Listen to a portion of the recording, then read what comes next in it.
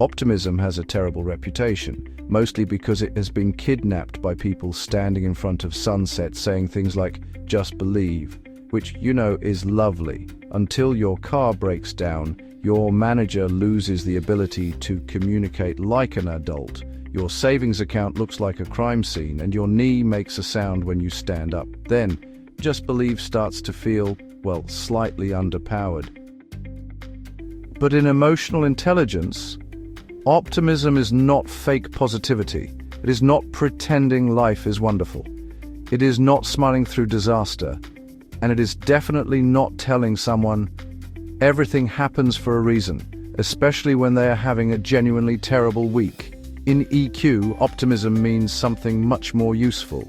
It is the ability to stay realistically hopeful when things are difficult. Not blindly hopeful, realistically hopeful. It is the belief that even when the situation is bad, your response still matters. Optimism does not say everything will be fine. It says, this is not fine, but I am not finished. That is the difference.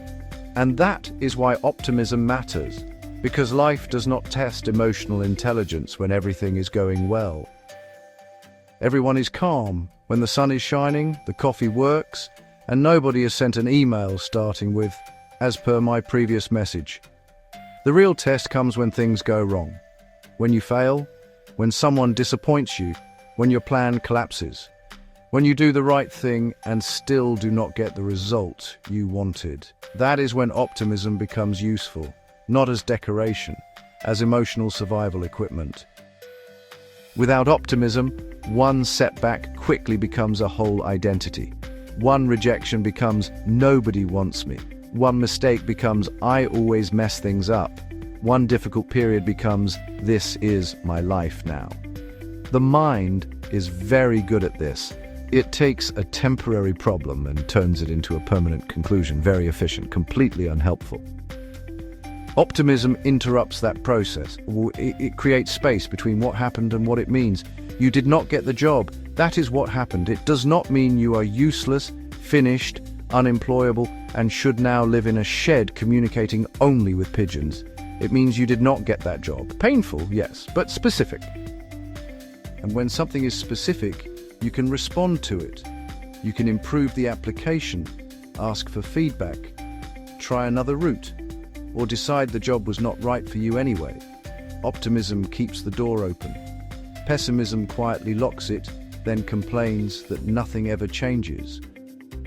This is where optimism is often misunderstood. People think optimism means ignoring reality, but real optimism stays very close to reality. Sometimes the numbers are bad. Sometimes the relationship is strained. Sometimes your confidence takes a hit. Sometimes your plans collapse. Healthy optimism does not deny any of that. It simply refuses to declare the situation hopeless too quickly. That is why optimism is linked to resilience. Resilience is your ability to recover. Optimism is the belief that recovery is still worth attempting. You do not need certainty. You do not need a guarantee. You do not need the universe to send you a personalized motivational email. You just need enough belief to take the next useful step, and often that is all optimism is. The next useful step, not a grand philosophy, not a lifestyle brand, just movement. This is also why optimism is not naive. Naivety says, this will be easy. Optimism says, this may be hard, but it may still be possible. Less glamorous, much more useful. And like most EQ skills, optimism starts in small moments. Usually on a Tuesday, after something mildly irritating has happened, you receive a critical email. Your first thought is, brilliant, my day has been attacked. Then comes the choice. You can spiral. They do not respect me. This always happens. I should never have taken this role. Society is collapsing. Or you can pause and ask, what is actually being said here? What part is useful? What is emotion? What is the best response? That pause is optimism. Not because it feels cheerful, but because it assumes the situation is still workable. And optimism can be trained, not by repeating empty affirmations in the mirror. Although, if you enjoy telling yourself, You are a powerful lion before brushing your teeth. Please continue. Optimism is trained by changing the questions you ask after setbacks. Instead of asking, "Why does this always happen to me?" ask, "What exactly happened?" Instead of, "What is wrong with me?" ask, "What can I learn here?" Instead of, "What if this never improves?" ask, "What is one thing I can influence today?" These questions matter because they move the mind from collapse to action, and that is the whole point.